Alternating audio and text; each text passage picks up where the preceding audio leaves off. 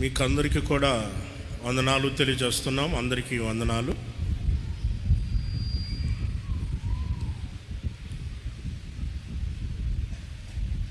దేవుని పరిశుద్ధ గ్రంథంలో నుండి ఇర్మియా గ్రంథం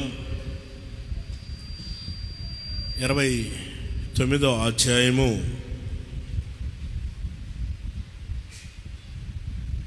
10వ వాక్యాన్ని మనం చదువుకుందాం. యెహోవా ఈ ఆజ్ఞిస్తున్నాడు, బబులోను రాజ్యమును 70 సంవత్సరములు గతించిన తర్వాత మిమ్మును గురించి నేను పలికిన శుభవార్త నెరవేరుస్తాను. ఆమేన్. చెబుదాం గట్టిగా, హల్లెలూయా. పరిశుద్ధ గ్రంథంలో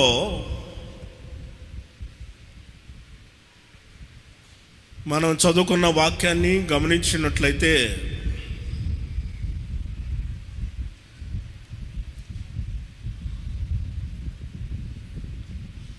దేవుడైన యెహోవా ఆయన ఈ ఆజ్ఞ ఇచ్చి మనకు తెలియజేస్తున్నాడు. అదేమిటంటే,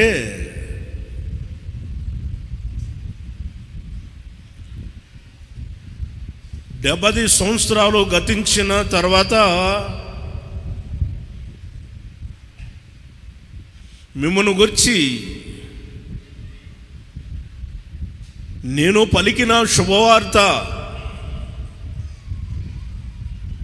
నెరవేరుస్తాను. దేవుడు మాట్లాడుతున్నాడు.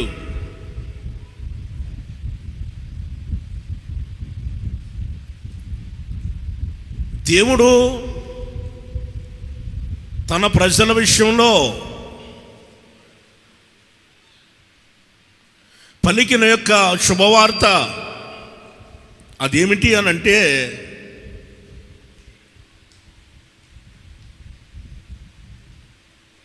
ఇర్మియా గ్రంథం 29వ అధ్యాయము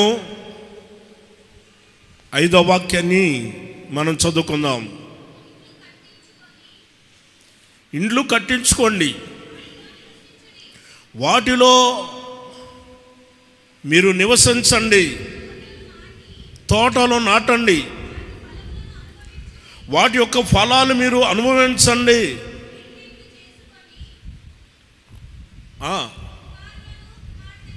పెండ్లి చేసుకోవాలి, కుమారులను కుమార్తెలను కనుడి,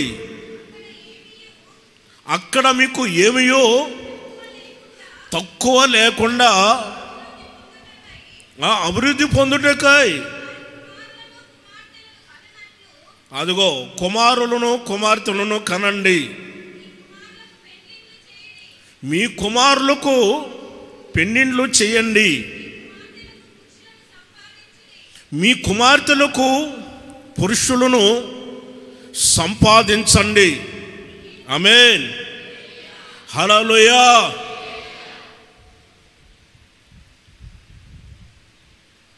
దేవుడైన యెహోవా తెలియచేసిన విషయము, ప్రజలతో మాట్లాడిన పలికిన ఆ శుభవార్త ఏమిటి అనంటే, మొదట ఇండ్లు కట్టించుకోండి అని చెప్పాడు ఆయన.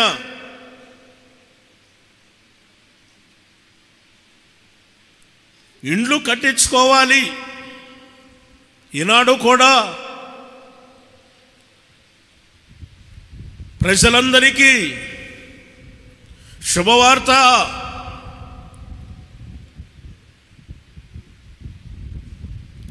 అందరికీ ఇళ్ల స్థలాలు ఇవ్వబడుతున్నాయి. ప్రజలందరికీ శుభవార్త, ఇండ్లు కట్టించబడుతున్నాయి అని అన్నప్పుడు ప్రజలందరూ కూడా ఎంతో సంతోషము అనేది వారి జీవితాల్లో కలిగి ఉన్నాయి. లోకములో మనం జీవిస్తున్నప్పుడు ఎన్నోసార్లు మనకి శుభవార్తలు వినపడతాయి. వాహనదారులకు శుభవార్త, పెట్రోల్ ధర ₹2 తగ్గించాం కదా.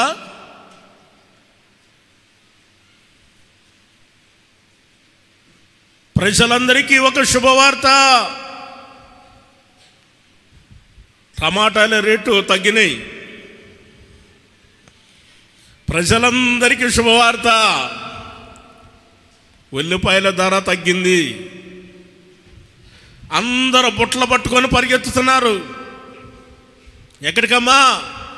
ఎన్ని రోజులు సంచులు తీసుకోకుండా, బుట్టలు తీసుకోకుండా వెళ్ళారు కదా, ఇప్పుడేంటి పెద్ద పెద్ద సంచులు తీసుకొని పోతున్నారు అనంటే ఉల్లిపాయల రేట్లు తగ్గినాయి.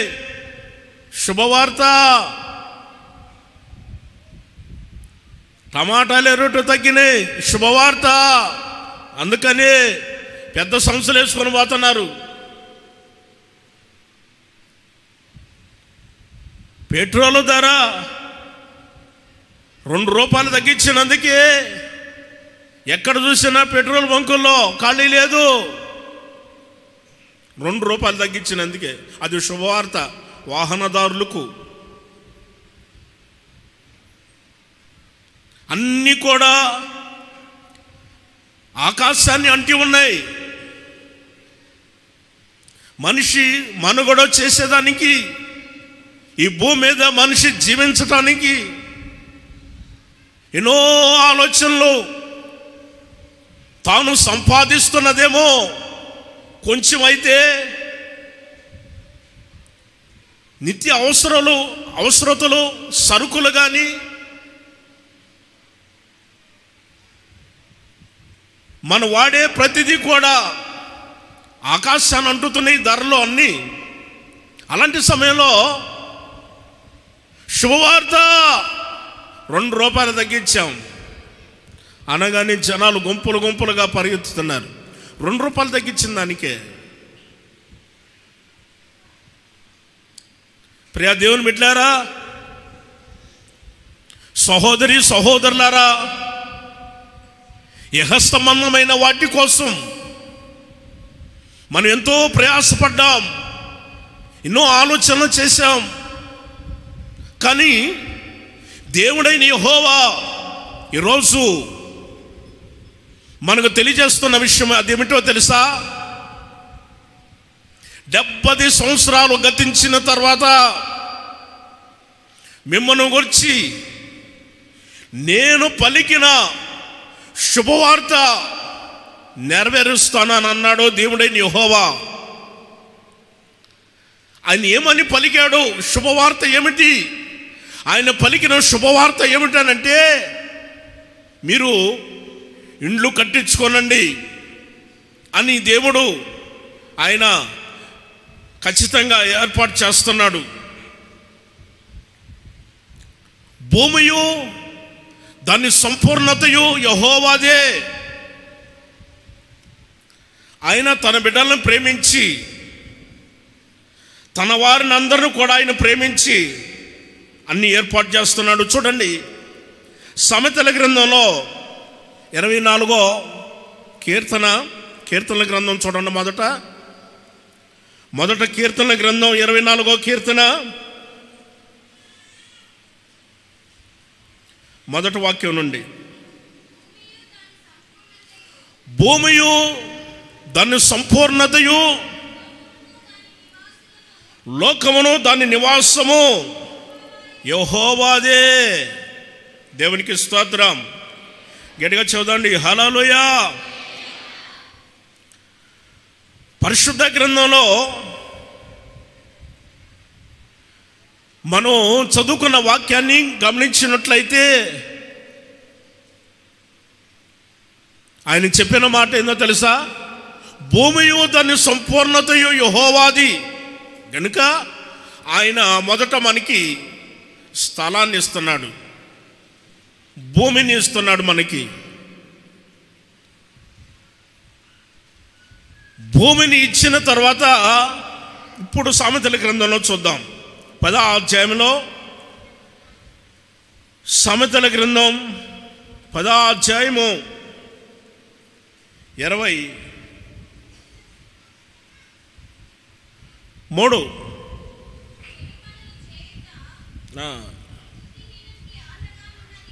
అవును, 25.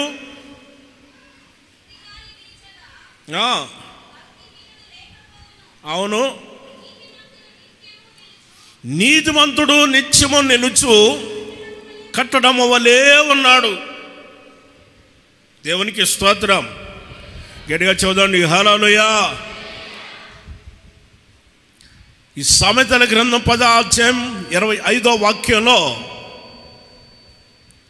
రాయబడి ఉన్న వాక్యాన్ని మనం గమనించినప్పుడు ఆయన అంటాడు, సుడిగాలి వీచినప్పుడు భక్తిహీనుడు లేకపోయెను, నీతిమంతులు నిత్యము నిలుచు కట్టడం వలే ఉన్నారు అని చెబుతున్నాడు. మనం ఆ విధంగా నిత్యము నిలుచు కట్టడం వలే ఉండాలి. కీర్తనల గ్రంథంలో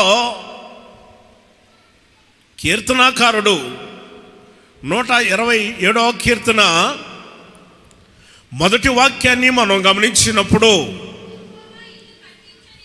యెహోవా ఇల్లు కట్టించని ఎడల దాన్ని కట్టువారి ప్రయాసము వ్యర్థమే. యెహోవా పట్టణమును కాపాడని ఎడల దాన్ని కావలి కాయవారు మేలుకొని ఉండుట వ్యర్థమే.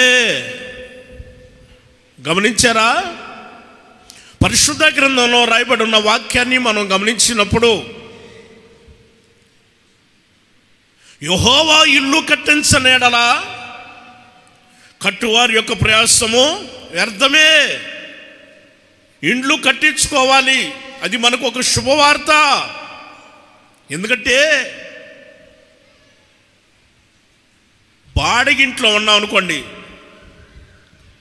ఆ కిరాయి ఇంట్లో ఉన్నాం అనుకోండి, వాళ్ళకి నెల బాడిగ కట్టాలి. ఒక్క రోజు ఎక్కువైందంటే చాలు, ఒక్క రోజు ఏం డబ్బులు ఇచ్చేది మర్చిపోయారా?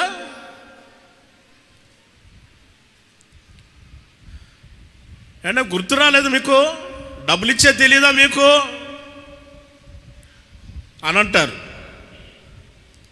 సొంత ఇంట్లో మాట్లాడతారు, గట్టిగా మాట్లాడతారు.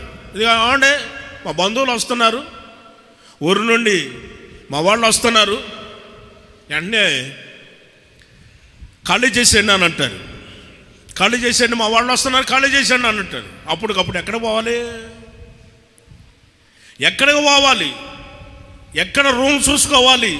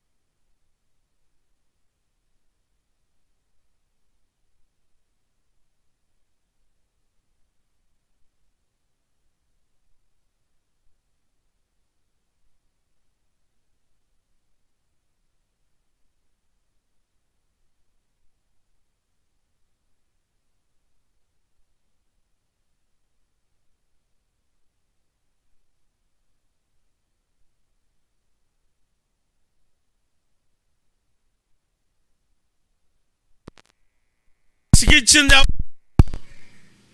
నేనే కట్టించాను అని మాట్లాడుతున్నారు. దేవుడు నాకు ఇచ్చిన ఇల్లు అని చెప్పాలి. దేవుడు నాకు ఇచ్చిన ఇల్లు, అది నన్ను ప్రేమించి దేవుడు నాకు ఇచ్చాడు ఆ ఇల్లు. Praise the Lord. గట్టిగా చెబుదాం హల్లెలూయా. దేవుడు ఇచ్చిన ఇల్లు అండి అది. యెహోవా పట్టణాన్ని కాపాడని ఎడల దాన్ని కావలి కాయవారు మేలుకొని ఉండుట వ్యర్థమే. ఎందుకో తెలుసా? కొరక వాళ్ళు ఉండారు కదా, రాత్రిపూట వచ్చి ప్రతి ఇంటి తడతానే ఉండారు, ప్రతి గేటుని తడతానే ఉండారు. పోలీసు అధికారులు బైకుల మీద ఇద్దరిద్దరు రాత్రిపూట తిరుగుతూనే ఉన్నారు. పెద్ద ఆఫీసర్లేమో వాళ్ళు జీబుల్లో వెళతానే ఉన్నారు.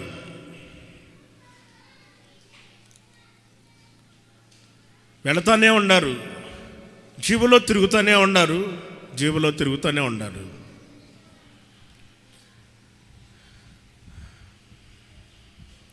కానీ ఆ పట్టణంలో ఒకే రాత్రి 6 దొంగతనాలు జరిగినాయి. 6 ఇళ్లలో దొంగతనాలు జరిగినాయి.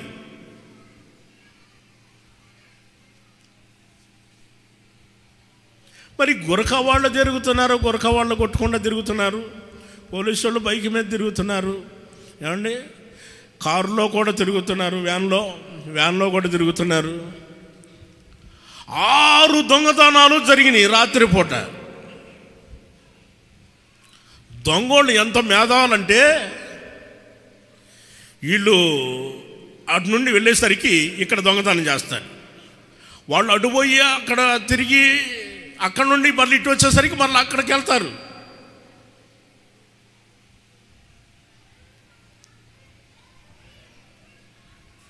ఆరు దొంగతనాలు ఒకే రాత్రి. ఎలా జరిగినాయి ఏమిటి విషయం అని అంటే, అక్కడ రాయబడి ఉన్న మాట, యెహోవా ఆ పట్టణాన్ని కాపాడని ఎడలా, అంతే కదా, కావలి కాయవారు మేలుకొని ఉండుట వ్యర్థమే. యెహోవా పట్టణాన్ని కావలి కాస్తున్నాడు, పట్టణాన్ని కాపాడుతున్నాడు కనుక అందరూ క్షేమంగా ఉన్నారు. Praise the Lord. చెప్పాలి హల్లెలూయా. యెహోవా ఇల్లు కట్టించనేలా కట్టువారి ప్రయాసం వ్యర్థమే. పౌలు గారు హెబ్రీయులకు రాసిన పత్రికలో 3వ అధ్యాయము 2వ వాక్యము నుండి మనం గమనించినట్లయితే, దేవుని ఇల్లు అంతటిలో మోషే నమ్మకముగా ఉండెను.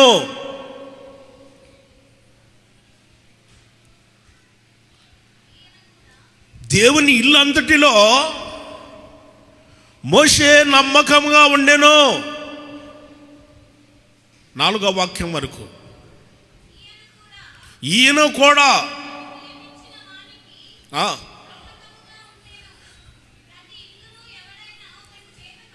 ఎవరైనాను ఒకని చేత ఇల్లు కట్టబడుతుంది, సమస్తము కట్టినవాడు దేవుడే. ఎందుకంటే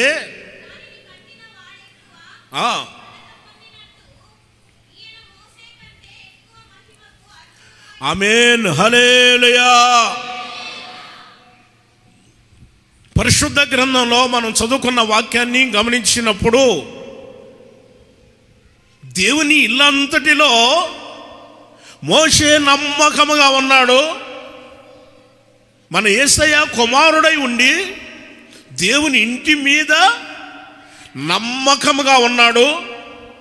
అయితే ఎవరైనా ఒకరి చేత ఇల్లు కట్టబడుతుంది, అయితే సమస్తము కట్టినవాడు దేవుడే. ఆమేన్ హల్లెలూయా. మిమ్మల్ని గురించి నేను పలికిన శుభవార్త నెరవేర్చదను. ఆయన ఎందుకు ఆ మాటని పలికాడు శుభవార్త అంటే, దేవుడు ఆయన ప్రేమించి ఎవరికైతే స్థలం లేదో వారికి స్థలాన్ని ఇవ్వాలని, ఎవరైతే ఇల్లు లేదో వారికి ఇల్లు కట్టాలని, దేవుడు మాట తప్పని వాడు, మాట తప్పని దేవుడు. ఆయన మాట ఇచ్చాడంటే ఖచ్చితంగా మాట నెరవేరుస్తాడు. ఈరోజు కాకపోయినా రేపైనా చేస్తాడు, ఈ నెల కాకపోయినా వచ్చే నెలలో అయినా చేస్తాడు. మన దేవుడు గొప్ప దేవుడు. దేవునికి స్తోత్రం. గట్టిగా చదుదాం హల్లెలూయా. మన దేవుడు గొప్పవాడు. ఆయన పిల్లలు కూడా గొప్పగా ఉండాలని కోరుకున్న దేవుడు. అందుకే ఆయన ఆ యొక్క శుభవార్తను తెలియచేశాడు. మొదట స్థలాన్ని, ఆ తర్వాత ఇల్లును ఆయన ఏర్పాటు చేసి తన బిడ్డలకు ఇవ్వాలని ఆయన నిర్ణయించుకున్నాడు. తర్వాత యెర్మయా గ్రంథంలో మనం చదువుకున్న వాక్యాన్ని గమనించినప్పుడు,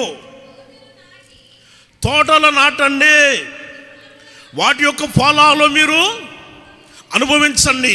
తోటలు నాటాలి. ఒకటి ఇల్లు కట్టించుకోవాలి. యెహోవే ఇల్లు కట్టిస్తానని మాట ఇచ్చాడు. శుభవార్త ఇది. రెండవదిగా మనం గమనించినట్లయితే, తోటలు నాటండి, వాటి యొక్క ఫలాలు మీరు అనుభవించండి అని అన్నాడు. తోటలు నాటాలి. ఖచ్చితంగా తోట అనేది మనం నాటాలి. తోట నాటిన తర్వాత దాని యొక్క ఫలాలు మనమే అనుభవించాలి. Praise the Lord. హల్లెలూయా. మనం ఆ ప్రకారంగా జీవించాలని ప్రభువు కోరుకుంటున్నాడు. అసలు ఆ తోట ఏమిటనంటే దేవుని యొక్క మహిమ కలిగిన సంఘం. తోట అనేది దేవుని యొక్క మహిమ కలిగిన సంఘం. సంఘములో ఉన్నవారు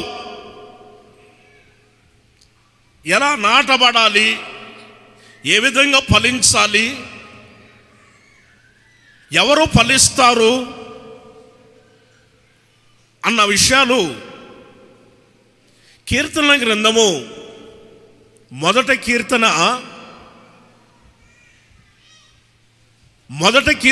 మొదటి నుండి 3 వాక్యాల వరకు మనం చదువుకుందాం. దుష్టుల యొక్క ఆలోచన చొప్పున నడవక, పాపుల యొక్క మార్గానను నిలవక, అపహాసకులు కూర్చున్న చోటను కూర్చోకూడదు. యెహోవా ధర్మశాస్త్రమునందు ఆనందించుచు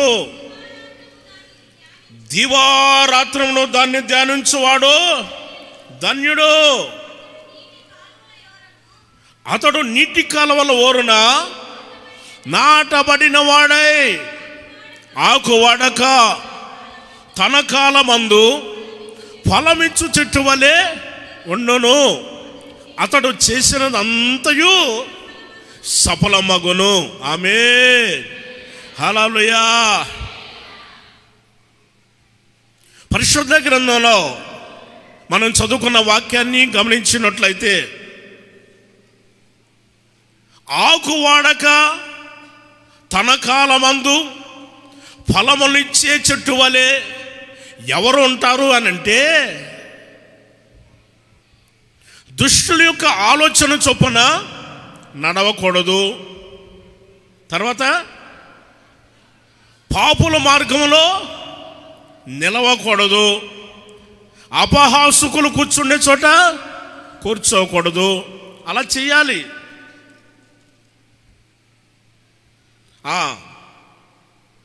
యెహోవా ధర్మశాస్త్రం నందు ఆనందించుచు దివారాత్రములు దానిని ధ్యానించువాడు ధన్యుడు. గమనించారా? క్రీస్తునందు ప్రియ దేవుని బిడ్డలారా, సహోదరి సహోదరులారా, మనం దివారాత్రములో యెహోవా ధర్మశాస్త్రమందు ఆనందించి దానిని మనం ఏం చేయాలంటే ధ్యానించాలి. చదవటం మాత్రమే కాదు, దానిని మనం ధ్యానించాలి. చాలామంది వింటారు కానీ ధ్యానించరు, మరి కొంతమంది చదువుతారు కానీ దాన్ని ధ్యానించరు. గమనించారా? ఒక విషయం, పశువులు చూడండి, పగలంతా గడ్డిని మేస్తాయి. పగలంతా గడ్డిని మేసిన తర్వాత రాత్రిపూట అవి మరల నెమరు వేస్తాయి.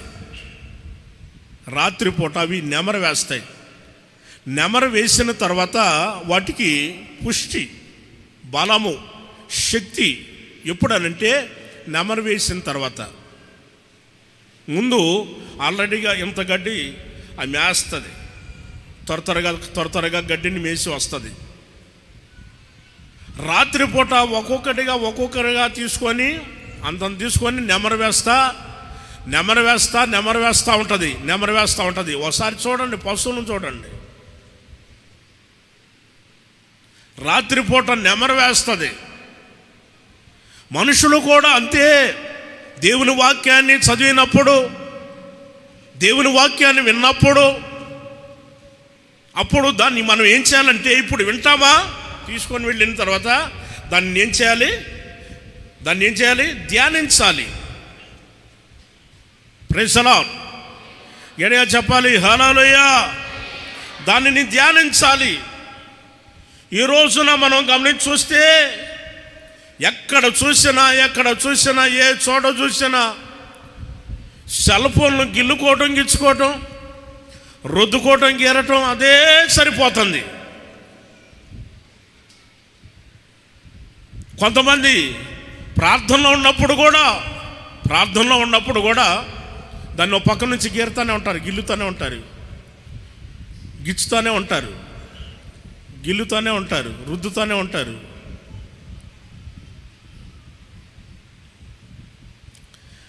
దేవుని వాక్యాన్ని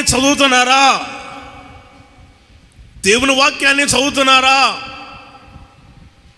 ప్రార్థనకి సమయాన్ని ఇస్తున్నారా?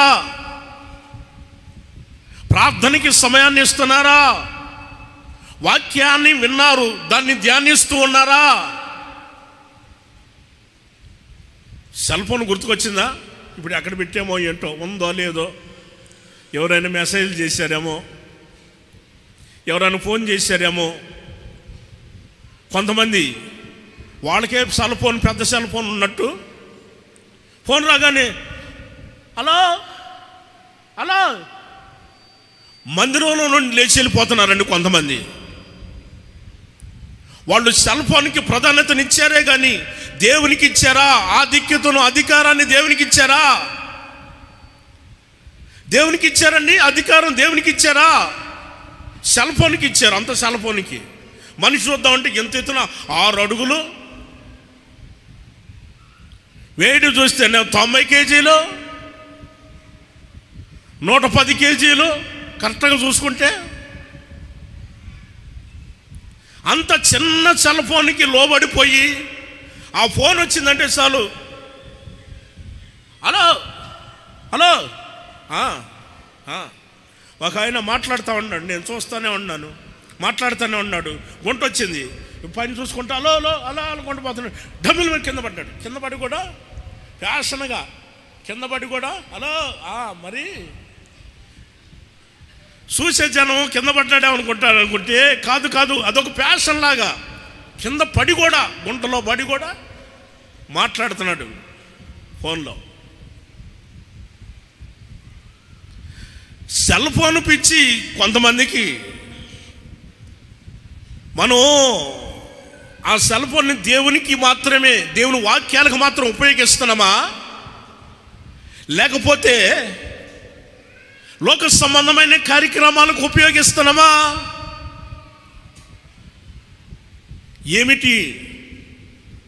నీ ధ్యానం. ఒక్కసారి ఆలోచన చేయి. నీ ధ్యానం సెల్ ఫోన్ మీదనా, దేవుని పరిశుద్ధ గ్రంథం వాక్యాల మీద నీ ధ్యానం ఉన్నదా? గతంలో అయితే గంటల తరబడి వాక్యం చదివేవాళ్ళు, గతంలో అయితే గంటల తరబడి ప్రార్థన చేసేవాళ్ళు, లేచిన దగ్గర నుంచి వాక్యం వినాం, ఈ వాక్యం ఏంటి అని మాట్లాడుకొని దాన్ని ధ్యానించేవాళ్ళు. ఇప్పుడా సెల్ ఫోన్లో ఏమొచ్చినాయి, వాళ్ళు ఎలా ఉన్నారు, వీళ్ళు ఎలా ఉన్నారు, వాళ్ళు ఎలా ఉన్నారు, ఎక్కడెక్కడ మొత్తం వచ్చేస్తున్నాయి. ఒక ప్రాంతం కాదు, ఒక రాష్ట్రం కాదు, ఒక దేశం కాదు, ప్రపంచంలో ఎక్కడ ఏది జరిగినా మొత్తం వచ్చేస్తున్నాయి. అన్నీ కూడా మొత్తం తీసుకొని బరువైపోయి భారమైపోయి మనిషి అదో రకంగా ఆలోచన చేస్తా అదో రకంగా ఉన్నారు. అదే దేవుని పరిశుద్ధ గ్రంథాన్ని వాక్యాన్ని చదువు, ఎంత ప్రశాంతంగా ఉంటుందో, హాయిగా ఉంటుంది. దేవుని వాక్యాన్ని చదివిన తర్వాత, ప్రార్థన చేసిన తర్వాత, ఆ వాక్యాన్ని నువ్వు ధ్యానిస్తూ ఉండగానే ఆ వాక్యం నిన్ను ధన్యుడిగా ధన్యురాలుగా మార్చి, ఆ వాక్యం నిన్ను ఎక్కడ తీసుకొని వెళుతుందనంటే నీటి కాలువల ఓరున అక్కడ నువ్వు నాటబడేటట్లు చేస్తుంది దేవుని వాక్యం. సెల్ ఫోన్ అయితే పనికిమాలిన లోక సంబంధమైన శరీరాశల్లోకి తీసుకొని నిత్యమైన బ్రతుకుల్లోకి తీసుకొని వెళుతుంది. దేవుని యొక్క పరిశుద్ధ గ్రంథం లేఖనాలైతే వాక్యం నీటి కాలువల ఓర్న అక్కడికి తీసుకొని పోయి ఆ నీటి కాలువల ఓర్న అక్కడ నాటుతుంది. ఆకు వాడక తన కాలమందు ఫలములిచ్చు చెట్టు వలె అతడు ఉంటున్నాడు.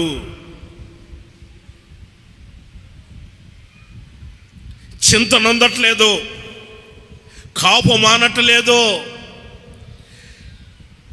బాధ లేదు, ఇరుకులు లేవు, చింత లేదు. ఏమిటయ్యా అనంటే, నేను దేవుని వాక్యాన్ని ధ్యానించాను గనుక, దేవుని వాక్యాన్ని నేను చదివాను గనుక, అందుకే దేవుని వాక్యం తీసుకొని వచ్చి నీటి కాలువల ఓర్న నన్ను నాటిన గనుక ఈ రోజున నేను ఎలాంటి స్థితిలో ఉన్నానని. Praise the Lord. గట్టిగా చెప్పాలి హల్లెలూయా. ఇది మనకు ఒక శుభవార్త. దేవుడైన యెహోవా చెబుతున్న మాట, మిమ్మల్ని గురించి నేను పలికిన శుభవార్త నెరవేర్చదును. ఆయన మన పట్ల శుభవార్త నెరవేర్చాలంటే దుష్టుల ఆలోచన చొప్పున నడవకూడదు, పాపుల మార్గంలో నిలబడకూడదు. పాపుల మార్గంలో నిలబడ్డావా పాపంలో కలిసిపోతావు. లోతు అలాగనే నీతిమంతుడిగానే ఉన్నాడు, నీతిమంతుడిగానే ఉన్నాడు. తాను మాత్రం పాపులతో స్నేహం చేస్తున్నట్టుగా ఉన్నాడు. సొదొమ గొమొర్రా పట్టణాల్లో ఉన్నాడు. దుష్టులు, దుర్మార్గులు, పాపులు అక్కడ నివసించేది. కానీ లోతు ఒక నీతిమంతుడు. పరిశుద్ధ గ్రంథం లేఖనాలు మనకు తెలియజేస్తున్నాయి. నీతిమంతుడు తన జీవితాన్ని కాపాడుకున్నాడు, తన పవిత్రతని కాపాడుకున్నాడు. అపహాసుకులు కూర్చునే చోట కూర్చోలేదు. మనతో బాగానే ఉంటారు, అపహాసం చేసేవాళ్ళు అపహాసుకులు చేస్తూనే ఉంటారు. కానీ వాళ్ళ యొక్క జీవితం నీటి కాలువల ఓర్న నాటబడిన చెట్టు వల్లే ఉండదు. ఎక్కడో నాటబడిన చెట్టు వల్లే ఎండ వచ్చినప్పుడు, నీరు లేనప్పుడు ఎండిపోయిన జీవితం వల్లే కనపడుతుంది. అదే దేవుని వాక్యాన్ని మనం చదివి దేవుడు చెప్పిన వాక్య ప్రకారంగా నడిపించబడితే, ఆయన వాక్యం మనల్ని తీసుకొని వచ్చి నీటి కాలువల ఓర్న నాటి మన జీవితాన్ని ఫలింప చేస్తుంది.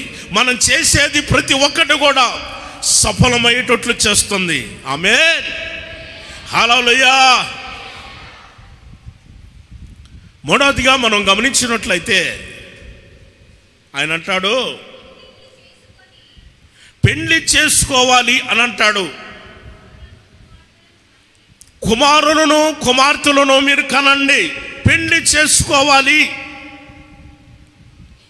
ఏం చేయాలంట? పెళ్లి చేసుకోవాలి. పరిశుద్ధ గ్రంథం దేవుడు ఒక లేఖనాలు మనకు తెలియజేశాడు. ప్రతి పురుషునికి ఒక భార్య ఉండాలి, సొంత భార్య ఉండాలి. ప్రతి స్త్రీకి సొంత భర్త ఉండాలి. బైబిల్ గ్రంథం భార్యాభర్తల గురించి నువ్వేం మాట్లాడతావో అందరూ రకరకాలుగా మాట్లాడారు, మరి నువ్వేం మాట్లాడతావయ్యా అని యేసు ప్రభుని అడిగారు ఒక రోజున వచ్చి. మత్తయి సువార్త 19వ అధ్యాయము 4వ వాక్యము నుండి 6వ వాక్యం వరకు మనం చదువుకుందాం.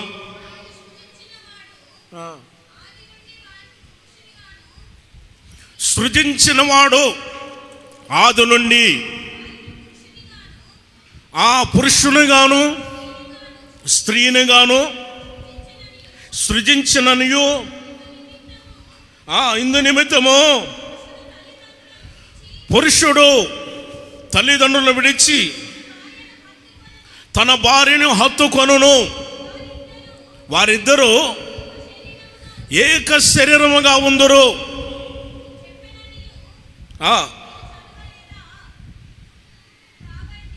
కాబట్టి వారికను ఇద్దరుగా కాక ఏక శరీరంగా ఉందరు. దేవుడు జతపరిచిన వానిని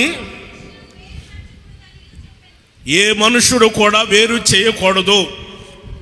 ఆమేన్. చెప్దాం గట్టిగా హల్లెలూయా. పరిశుద్ధ గ్రంథంలో మనం చదువుకున్న వాక్యాన్ని గమనించినట్లయితే కొందరు వచ్చి యేసు ప్రభుని అడిగారు, అయ్యా భార్యాభర్తల గురించి నువ్వేదైనా కొంచెం మాట్లాడతావా, మాకు తెలియజేస్తావా అని అడిగారు. యేసు ప్రభు చెప్పాడు, దేవుడు ఆది నుండి మనుషులను ఏ విధంగా సృష్టించాడో మొదట పురుషుణ్ణి సృష్టించాడు కదా. మొదట పురుషుణ్ణి సృష్టించాడు. ఆయన పోలికలో ఆయన స్వరూపమందు నరుణ్ణి సృష్టించాడు. నేల మట్టిని తీసుకొని ఆయన పోలికలో ఆయన స్వరూపమందు నిర్మించి వారి నాసికారంధ్రంలో జీవవాయువును వదగా నరుడు జీవించుదని దేవుడు ఆలోచన చేశాడు. పక్షులను సృష్టించినప్పుడు జతలు జతలుగా చేశాడు. జంతువులను సృష్టించినప్పుడు ఆడది మొగది దేవుడు అలాగా సృష్టించాడు.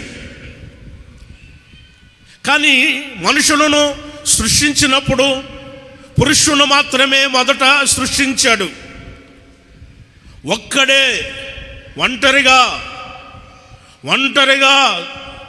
ఉండటం మంచిది కాదని దేవుడైన యెహోవా సాటి అయిన సహాయాన్ని ఏర్పాటు చేయాలని దేవుడు నిర్ణయించుకొని ఆదామునకు గాఢ నిద్ర కలుగ చేసి ఆదాము ఈ ప్రక్కన ఒక ఎముకను తీసి అంత మాంసాన్ని తీసి ఆపరేషన్ చేశాడు దేవుడైన యెహోవా.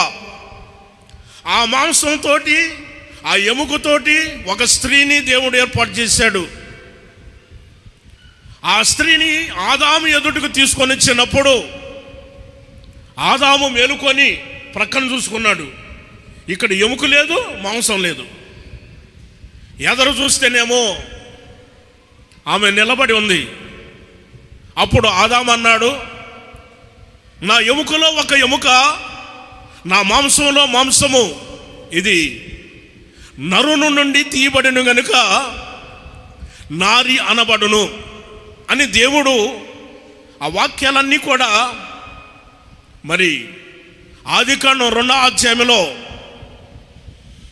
18 నుండి 24 వరకు మనం గమనించినట్లయితే అవన్నీ మనకు కనపడతాయి.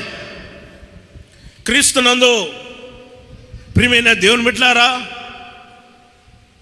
దేవుడు ఎలాగ సృష్టించాడో ఆ విషయాలన్నీ కూడా వారికి చెప్పాడు. పురుషుడు తన తల్లిని తండ్రిని విడిచి తన భార్యను హత్తుకొనును, వారిద్దరూ కూడా ఏక శరీరంగా ఉంటారు. దేవుడు జతపరిచిన వానిని ఏ మనుషుడు కూడా వేరు చేయకూడదని దేవుడు ఖచ్చితంగా ఆజ్ఞాపించాడు. అయితే అపోస్తులైన పౌలు గారు ఎఫెసీయుల పాదములకు స్తోత్రాలు చెల్లిస్తున్నాం నాయన. యేసయ్యా, ఇంతవరకు ప్రభా ఈ పునరుద్ధాన ఆరాధన మీరు ఆశీర్వాదకరంగా మహిమకరంగా మీరు జరిగించినందుకై మీకు స్తోత్రాలు చెల్లిస్తున్నాం నాయన. యేసయ్యా, ఈ పునరుద్ధానపు దినాన నా తండ్రి, ఈ ఉదయకాలములో ప్రభా కుడి వచ్చిన ప్రతి ఒక్కరితో మీరు మాట్లాడిన ప్రతి మాటల కొరకు మీకు స్తోత్రము చెల్లిస్తున్నాం. మిమ్మల్ని గూర్చి నేను పలికిన శుభవార్త నెరవేర్చుదనను ప్రభా మీరు సెలవిచ్చిన ప్రతి మాట కొరకు మీకు స్తోత్రాలు చెల్లిస్తున్నాం నాయన. ఇల్లు కట్టించుకొని అందులో నివాసము చేయాలని యేసయ్యా స్తోత్రం నాయన. తోటలు నాటి అయ్యా స్తోత్రం నాయన, అందులోని తండ్రి ఫలములు అనుభవించాలని మీరు సెలవిచ్చినందుకై మీకు స్తోత్రం నాయన. యేసయ్యా, తోట అంటే దేవుని కలిగిన మహిమగల సంఘమని, ఆ సంఘంలో ఉన్న ప్రభా అయ్యా ఫలమిచ్చే చెట్టులాగా మేము ఉండాలని ప్రభా మీరు సెలవిచ్చిన ప్రతి మాట కొరకు మీకు స్తోత్రాలు చెల్లిస్తున్నాం. మీకు స్తోత్రం. ఏమీ తక్కువ కాకుండా అభివృద్ధిని కలుగు చేస్తానని మీరు సెలవిచ్చినందుకై స్తోత్రం నాయన. విన్న వాక్యం ప్రభా మా ఒక్కొక్క హృదయంలో నీరు కట్టి ఫలించినట్లుగా నా తండ్రి మీరు సహాయం చేయండి అయ్యా. మీ సన్నిధిలో నాయన మేము మోకరించి ప్రార్థన చేసినప్పుడు నాయన అయ్యా శత్రువుల మీద జయాన్ని మీరు కలగచేసి అయ్యా మా జీవితంలో గొప్ప శుభవర్తమానము ప్రభా కలుగునట్లుగా మీరు సహాయం చేయమని ప్రార్థన చేస్తున్నాం. మీకు స్తోత్రాలు. వాక్యము చెప్పిన మీ సేవకులను మీరు అభిషేకించినందుకై స్తోత్రాలు. ఈ ఆరాధనలో పాలు పొందిన ప్రతి ఒక్కరిని మీరు దీవించి ఆశీర్వదించి మీ యొక్క మహిమల రాకడ కొరకు రాజ్యము కొరకు మమ్మల్ని అందరినీ మీరు సిద్ధపరచమని యేసు నామములో అడుగుచున్నాము తండ్రి, ఆమేన్. ఆమేన్. దేవుని యొక్క ప్రేమయు పరిశుద్ధాత్మిక సహవాసము ఇప్పుడు ఎల్లప్పుడూ సదాకాలము ఆయన పలికిన శుభవార్త ప్రతి వారి పట్ల నెరవేర్చునుగాక. ఆమేన్. హల్లెలూయా, హల్లెలూయా, హల్లెలూయా. ప్రభువు నామమును బట్టి మీకు అందరికీ కూడా వందనాలు తెలియజేస్తున్నాను. అందరికీ వందనాలు.